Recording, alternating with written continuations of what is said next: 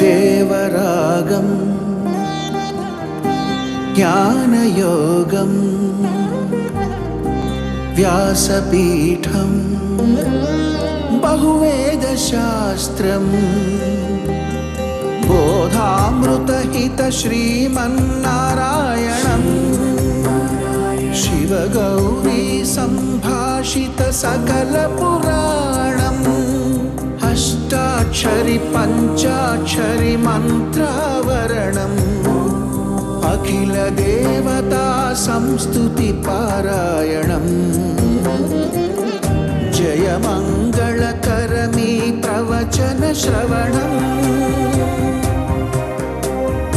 అనుదినము శుభము సుఖము జీవన గమనం దేవరాగం జ్ఞానయోగం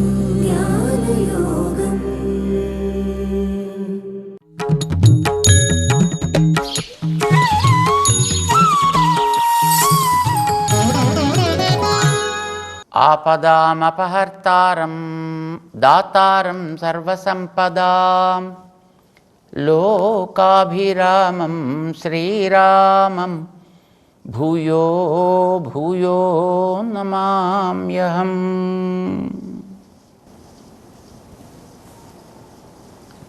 జయ శ్రీమన్నారాయణ. ప్రియ భగవద్బంధులారా, బలి చక్రవర్తి అని ఒక ఆయన ఉండేవాడు. మనం వినుంటాం పేరు. భగవంతుడు ఆయన కోసం యాచకుడై వెళ్ళి 3 అడుగుల నేల కోలి ముల్లోకాలు కొలిచి ఆ బలి చక్రవర్తికి అద్భుతమైనటువంటి స్థితిని కలిగించి ఆ బలి చక్రవర్తి ద్వారం దగ్గర ద్వారపాలకుడిగా ఒక గేట్ కీపర్గా ఉండిపోయాడు అని మనకి గ్రంథాలు చెప్తున్నాయి. రామాయణాది గ్రంథాల్లో మనకి దానికి సంబంధించినటువంటి ప్రస్తావన మనకు కనిపిస్తోంది. బలి చక్రవర్తి చాలా గొప్పవాడు, మహాదాత, పరమ ఉదారుడు కూడా. అడిగిన వాడికి లేదనకుండా ఇవ్వడమే తన లక్షణంగా చేస్తూ ఉండేటువంటి వాడు. మిగతా వాళ్ళంతా ఆయన తర్వాత వాళ్ళే అంటారన్నమాట. నలుడు గురించి మనకి మహానుభావులైనటువంటి మన కవులు చెప్తుంటారు. నల చక్రవర్తి గురించి ఆయన కూడా గొప్ప దాతట. ఎంత దాట అంటే ఎవడైనా వచ్చి అడిగితే నా అని చెప్పడమే తెలియదుటండి. లేదు, కాదు, అవ్వదు అనే మాట అసలు అతని నోట వచ్చేది కాట. సంస్కృతంలో లేదు, కాదు, అవ్వదు అనాలంటే నా అనాలి. నా శక్యతే దాతుం, నా శక్యతే కర్తుం, నాహం కరోమి, ఇలాగ ఉంటాయి. కానీ ఎప్పుడైనా నా అనే మాట అసలు నోటమ్మట రాకుండా పలికితే మిగతా అక్కడ వచ్చేటువంటి కవులందరికీ ఆశ్చర్యం వేసేదిట. ఏంటబ్బా ఆయన నకారం అని అసలు ఎప్పుడు వాడటలేదు. ఈయన గురువుగారు అక్షరాలు నేర్పినప్పుడు బహుశా ఇతనికి నకారం నేర్పడం మర్చిపోయారా? తాత నా అక్కడ ఉంటుంది కదా. గురువులు ఇతనికి నకారం నేర్పలేదా? లేదా ఒకవేళ వాళ్ళు నేర్పినా ఇతను దాన్ని పూర్తిగా పాపం మరిచిపోయాడా ఏమిటి? అసలు నకారమే వాడటలేదు ఈయన అని ఆశ్చర్యపోయేవారట. అలా ఉండేవాడు అని అంటారు. అంత గొప్ప దాతృత్వం ఆయనలో ఉంది అని చెప్పడం కోసం. అలాంటి నల చక్రవర్తి లాంటి వాళ్ళకు కూడా ఆదర్శం బలి చక్రవర్తి. అంటే ఆయన ఎంత గొప్ప దాతో మనం ఊహించాలి. కానీ అతనిలో రాజ్యకాంక్ష చాలా ఎక్కువ. ఈ రాజ్యకాంక్ష చేత తనకుండేటటువంటి ఆస్తితోటి తృప్తి పడకుండా తన సోదరుడైనటువంటి ఇంద్రుడి ఆస్తిని వాడిని తన్ని చావగొట్టి చెవులు మూసి దాన్ని కూడా లాగేసుకుని అదంతా మొత్తం తాంద చేసుకుని సుఖంగా ఉండాలి అని అనుకున్నాడు ఆయన. తృప్తి రాహిత్యం అతనిలో. ఇలా ఉండేటటువంటి ఆయన దాన్ని స్థిరపరచుకోవడం కోసమని ఓ పెద్ద యాగం చేశాడు. ఆ యాగంలో హవిస్సుల్ని స్వీకరించడానికి దేవతలందరినీ కూడా పిలిచాడు. ఆయన అందరినీ పిలిచాడు, మొత్తం ప్రపంచంలో ఉండే అందరినీ పిలిచాడు, అందరినీ అంగీకరించమన్నాడు అనమాట. సరే, వచ్చిన వాళ్ళందరికీ దానాలు చేస్తుండేవాడు, బ్రహ్మాండంగా ఇస్తుండేవాడు. పాపం ఇంద్రుడికి రాజ్యం పోగొట్టుకుని ఏడవడం ప్రారంభించాడు. ఆయన తన రాజ్యం కోల్పోయాడు. భగవంతుడు వెళ్ళి ప్రార్థన చేశాడు.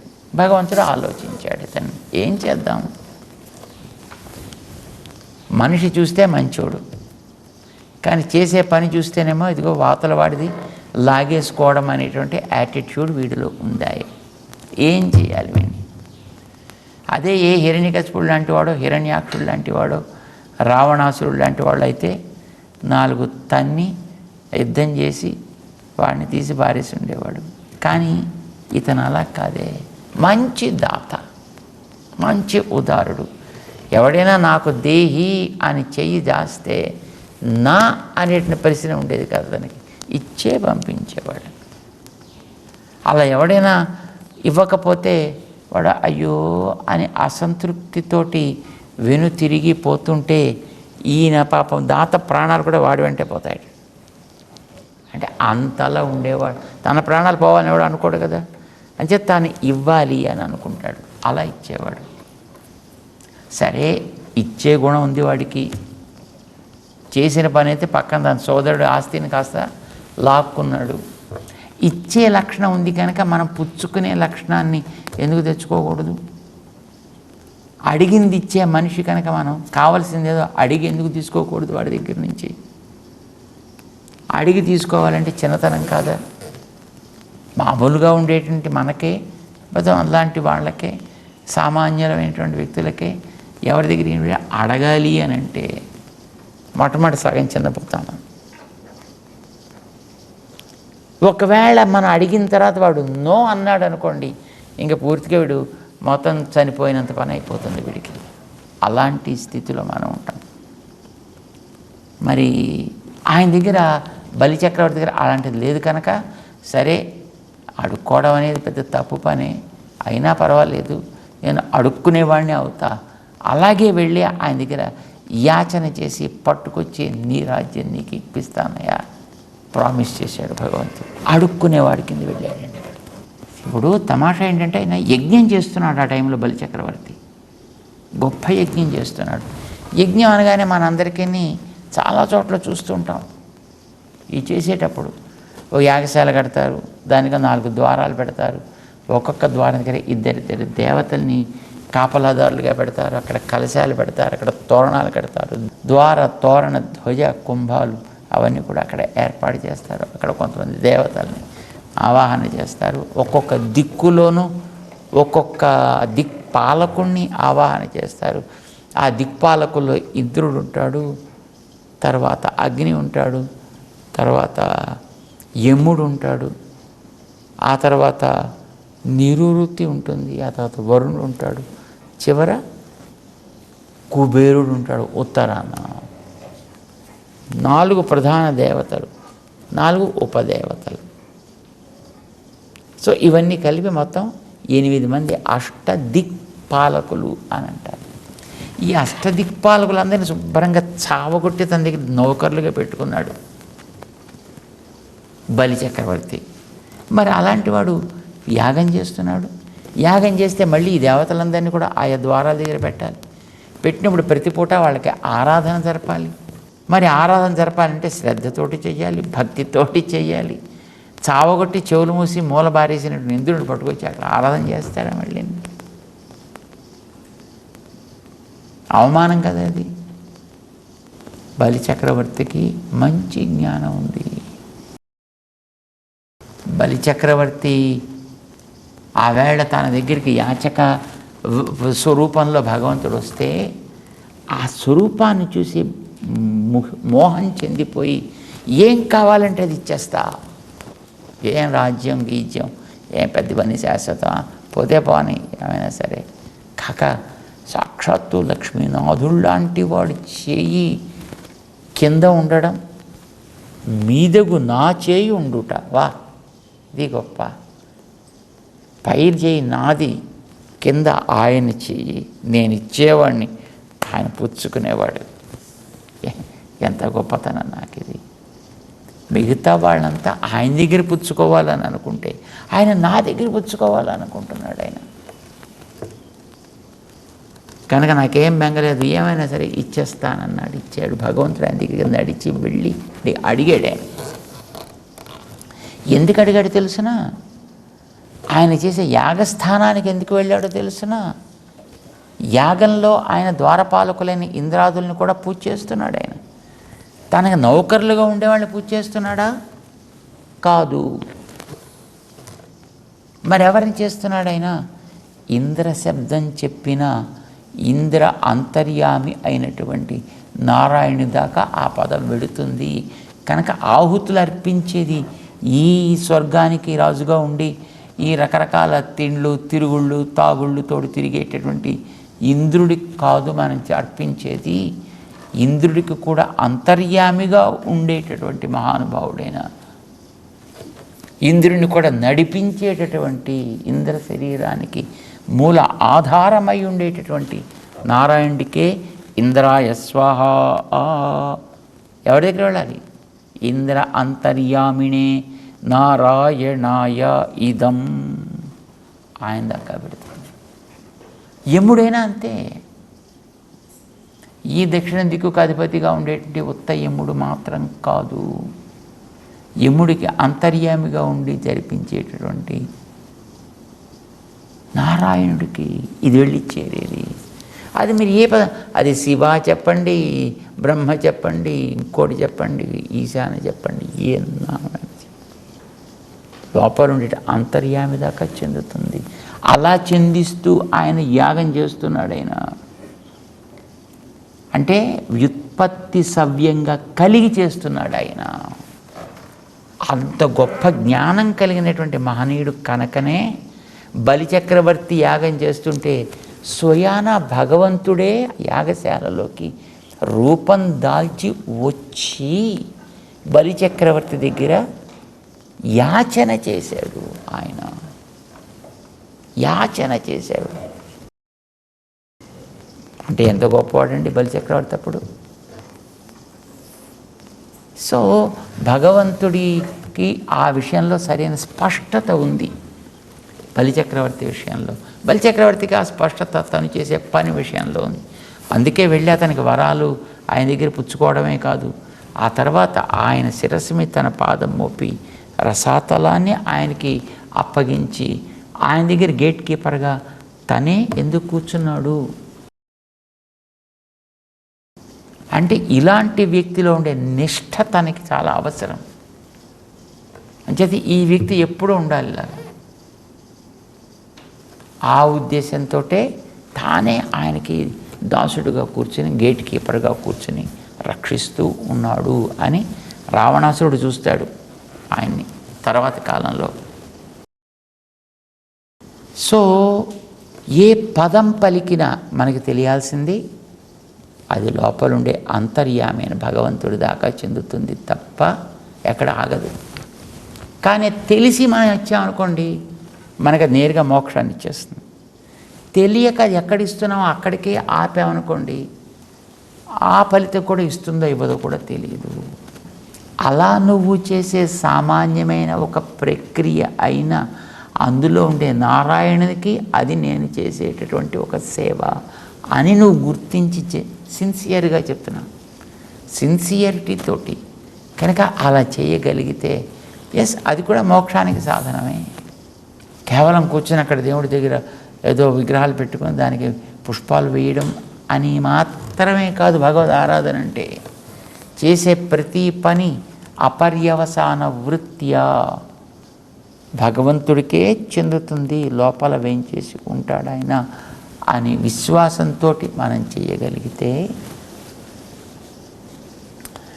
అప్పుడు అదేం చేస్తుంది, అది నేరుగా లోపల భగవంతుడి దగ్గర తీసుకెళ్ళిపోతుంది. అది నువ్వు చెయ్యకపోయినా భగవంతుడి దగ్గరికి తీసుకెళ్తుందండి. ఇప్పుడు మన ఐస్ మొక్క పట్టుకొచ్చి ఇక్కడ చేతి మీద పెట్టామనుకోండి, ఇది చేతిగా ఆనందం కానీ కాదు, చేతికి ఆనందం అయితే శుభ్రంగా చేతిని తీసేసి అక్కడ పెట్టి దాన్ని ఐసులో పెట్టాలి. అప్పుడప్పుడు పెడతారు అలాగా. డాక్టర్ వచ్చేంతవరకును, అదో ప్లాస్టిక్ సర్జన్ వచ్చి దాన్ని మళ్ళీ కుట్టేంతవరకు కదా. దానికి తెలుస్తుంది అదేమైనా? నో. నువ్వు చేసేటటువంటిది ఇక్కడ పెట్టినా ఇది ఈ లోపల కలిగిన జీవుడు దగ్గర నుంచి జీవుడు లోపల ఉండి నారాయణుడి దాకా వెళ్ళి ఆయనకి తృప్తినో బాధనో ఆయన కలిగిస్తుంది. ఆయన అనుకుంటే ఇది కూడా మోక్షాన్ని దాకా నీకు జ్ఞానాన్ని కలిగిస్తుంది అర్థం అండి. ఆ పెట్టినటువంటిది కూడా అంటే శరీరానికి పెట్టినది శరీరం కోసం కాదు, ఆత్మ కోసం. అవయవానికి కలిగించినది అవయవానికి కాదు, అవయవాన్ని కలిగిన అవయవికి. అంగానికి చేసినది లోపల ఉండే అంగికే చెందుతుంది. ఏదైనా ఇప్పుడు మనం వీడు కొట్టామనుకోండి, కోపం వచ్చి ఒకడిని సాచిపెట్టి గట్టిగాను మొత్తం 4 వేళ్ళు పడేటట్టుగాను పడుతుంది. నువ్వు ఎవరిని కొట్టినట్టు? ఆ రూపాన్ని ధరించినటువంటి జీవుడికి లోపలుండే నారాయణుడికి. అక్కడ దాకా మనకి తెలియాలి కదండి. నిజానికి నువ్వు తెలిసి కొట్టినా తెలియక కొట్టినా తగిలేది లోపల దెబ్బ నారాయణుడికే. బాధ పడేది అతనే. అయితే అతను పడ్డ బాధ జీవుడి దాకా వచ్చి జీవుడికి నొప్పి కలిగి లేదా మంట పుట్టి అక్కడి నుంచి వీడు ఏడుస్తూ ఉంటేనే మాత్రమే లోపల దేవుడి దగ్గర తెలుస్తుంది అని అనుకోకూడదు మనం. అంతటా లోపల ఆయన అంతర్యామిగా ఉండగా ఏదైనా వారికే చెందుతుందండి. ఇదే క్రమంలో నువ్వు ఏ దేవతకి నువ్వు ఆరాధన చేసినా, ఎలా ఆరాధన చేసినా ఆయా దేవతకి ఆ రూపాన్ని నామాన్ని కల్పించినటువంటి వాడు అంతర్యామైన నారాయణుడే కనుక అది కూడా నారాయణుడికే చెందుతుంది. చెందుదాం వాడికే. కానీ నువ్వు వాడికి చెందుతుందని తెలిస్తే అది మోక్షం అవుతుంది. వాడికి కాదు వీడికే చెందుతుందని నువ్వు అర్పిస్తే అది పర్యవసానం అయిపోయింది. దాని యొక్క శక్తిని నువ్వు అడ్డావు అని అంటాం. అలాగే నువ్వు చేసే పని ఏ పని నీకు తగినటువంటిది, నీ యోగ్యతకి తగ్గట్టుగా, నీ అధికారానికి తగ్గట్టుగా నువ్వు చేసే ఏ పని అయినప్పటికీ కూడా అన్నిటికీ అంతర్యామి నారాయణుడే కనుక ప్రతీది కూడా వాడికే వెళ్ళి చేరిపోతుంది. తేపి మామేవ కౌంతేయ యజంతి. కానీ ఇది వాడికి చెందుతుంది తెలియకుండా చేస్తే అది అవిధిపూర్వకం, అది విధిని అతిక్రమించి చేయుట. వాడికి చెందుతుంది తెలిస్తే అది విధి విహితమైనటువంటి కర్మాచరణము నువ్వు చేసినట్టే. దానికి లాభం మోక్షం లభించడమే. ఆయన ఇస్తాడు. అనన్యాశ్చింతయంతో మన గతంలో మనకి చెప్పుకున్నాడు కదా, తేషాం నిత్యాభియుక్తానం యోగక్షేమం వహామ్యహం. అలాంటి వాడి యోగక్షేమాలు నేనే చూసుకుంటాను అని ఆయన ఎలాగైతే వాగ్దానం చేశాడో అలాగే ప్రతిదీ వాడి దాకా చెందాలి. కానీ కొందరు చెందించరు. ఇది పాపం భగవంతుడికి బాధ. నేను చెందించకపోతే నీకేం నష్టం? వాడికి ఏదో పని ఏదో నడుస్తుంది కదా. నడుస్తుంది, పని నడుస్తుంది తాత్కాలికంగా. ఇప్పుడు చూడండి, నీళ్లుండే ఏరియాస్లో, నదులుండే తీరాల్లో, సముద్రం ఒడ్డున అంతా ఇప్పుడు ఇల్లు కట్టేసుకుంటున్నారు. ఆయన ఎలక్షన్స్ ముందర ఆ అధికారులు ఎవరో వెళ్ళేవాడికి కట్టుకోండిరా అని వాళ్ళని వదిలేస్తారు. వాళ్ళు శుభ్రంగా కట్టేసుకుంటారు. ఏదైతేనేమైందా, ఎవరినైతే ఏమైంది, సరే వాడికి ఏదో కాస్త ఉపకారం చేసి పెడితే వీడికి వాడికి చెప్పి అడ్డంగానో దిడ్డంగానో వాడికి ఒక ప్లాన్ శాంక్షన్ చేసి వాడిని కట్టించేసేవాడు ఇల్లు కట్టేసుకుంటాడు. ఆ తర్వాత ఒక పెద్ద ఫ్లడ్ వచ్చిందండి. అప్పుడు వీడి ఇల్లు ఏమవుతుంది? ఆ ఇంట్లో ఉండే వాళ్ళ గతి. వాడి నిజానికి దాంట్లో కట్టకూడదు, నదిలో కట్టకూడదు, నీళ్లు చేరేటువంటి చోట కట్టకూడదు. కానీ బ్రహ్మాండంగా కట్టేసుకున్నాడు వాడు. దాంట్లో హాయిగా అనుభవిస్తున్నాడు. ఎప్పటిదాకా అనుభవిస్తాడు? వానలు వచ్చేంతవరకు అనుభవిస్తాడు. వానలు వచ్చి అక్కడ కనుక ఒక పెద్ద ఉప్పెన లేచింది అని అంటే, లేదు ఒక పెద్ద ప్రవాహం ఒకటి వచ్చింది అని అంటే శుభ్రంగా ఆ ప్రవాహంలో వీడిలు కూడా మునిగి కూర్చుంటుంది. అక్కడి నుంచి వీడు ఏడుపు ప్రారంభిస్తాడు. అయ్యో నన్ను సర్కారు చూడలేదు, మాకు వచ్చి సహాయం చేయలేదు, నాకు ఇది కాలేదు, నాకు అది కాలేదు, మమ్మల్ని ఎవరు పట్టించుకోలేదు. నిన్నక్కడ ఎవడు కట్టమన్నాడు రా? అందరినీ తన పిల్లలు అనుకునేవాడు భగవంతుడంటే. భగవంతుడు అందరినీ సమానంగా చూస్తాడు. ఆయన అందరూ బాగుండాలని కోరుకుంటాడు. కానీ ఆ మూర్ఖుడు, ఆ ఇల్లు కట్టుకున్నవాడు చూడండి, ఆ నదిలోకి వెళ్ళి ఇల్లు కట్టుకున్నవాడికి తాత్కాలికంగా ఎవరినో పట్టుకుని వాడి ద్వారా పర్మిషన్ చేయించుకుని వాడు ఇల్లు కట్టేశాడు. అక్కడ ఏదో పాలు లేకుండానే కట్టాడు మొత్తానికి. ఎవడికి వీడికి వాళ్ళ లంచాలు వీటి కట్టేసుకున్నాడు. కట్టుకున్నప్పుడు బాగానే ఉంటుంది వాడు, కానీ ఇది చేరవలసిన వాడికి చేరదు, నీకు నష్టం. పోనీ వాడికి చేరకపోతే అంతవరకు పెద్ద పర్వాలేదు. కానీ వీడికి కూడా ప్రాణానికి హాని కదా. వీడిని కూడా భగవంతుడు తనవాడనే కదా అనుకుంటాడు. భగవంతుడు ఎవరైనా ఒకడిని వీడు నావాడు కాడు, వీడు తప్ప నేను మొత్తం జగత్తా వ్యాపించిన వాడిని అని ఇప్పుడే అనుకుంటాడు ఆయన. సో భగవంతుడు ఎప్పుడు ఎవరిని ఏ రకంగానూ పడాలి అని ఆయన అనుకోడు. అంచేత వాడెవడో వచ్చింది తీసుకుని నువ్వు దాంట్లో ఇల్లు కట్టుకుని రేపొద్దున ఫ్లడ్స్ వచ్చినప్పుడు దాంట్లో ఏడుస్తూ కూర్చుంటే నాకే బాధ వస్తుంది. అయ్యో వీడిని పాపైన బాధపడేట్టు చేశాను. అందుకోసం భగవంతుడు చెప్తాడు, ఒరే అలాంటి వాళ్ళ మాటలు విని అనవసరంగా ప్రలోభాలకి లొంగిపోయి అలాంటివి కట్టుకునే ప్రయత్నం చేయకు. ఏ హైడ్రాగాడో వస్తాడు మళ్ళీ వాటనేది కూల్ చేయడానికి రేపొద్దున్న. లేదు నీళ్లు ప్రవహించడం మానేసి మొత్తం అందరికీ నష్టాలు వస్తాయి. తప్పే కదా అది అలా చేయడం. అలాంటి తప్పులు చేయొద్దంటాడు భగవంతుడు. ఇంతేనా నేను చేసేది? దేవతల విషయంలోనైనా అంతే. అన్యదేవత ఆరాధన చేస్తే తాత్కాలికంగా ఆయా దేవతలంతా కూడా తమని పూజిస్తున్నారనే ఆనందంతో ప్రసన్నులైపోయి వాళ్ళు కావాల్సిన శాంక్షన్స్ చేసేస్తారు. గతంలో 7వ అధ్యాయంలో ఒకసారి చెప్పాడు ఈ మాట. కానీ ఆ రకంగా వాడు దాన్ని పొందినప్పుడు వాడికి తాత్కాలికమైన లాభం కలిగినా బట్ లాంగ్ రన్లో నష్టపోతాడు. దీర్ఘకాలికమైనటువంటి స్థితి వాడికి లేకుండా పోతుంది, నష్టపోతాడు వాడు. వాడికి నష్టం కలిగితే వాడు నా పిల్లాడికి నష్టం కలిగితే నాకే కదా బాధ. అంచేత మళ్ళీ వాడికి కలిగే బాధకి నేనే బాధపడతా మళ్ళీ. అది నాకు లేకుండా ఉండడం కోసమని నేను చెప్తున్నావు రే, అలాంటి పాడు పనులు చేయకురా నాయన. వీళ్ళ వెంట వాళ్ళ వెంట పడకరా, వాళ్ళు కలిగించే ప్రలోభాలకి లొంగకరా. నువ్వు హాయిగా చక్కగా కావాల్సింది ఏదో నన్నడు, నేను నీకు చేసి పెడతా.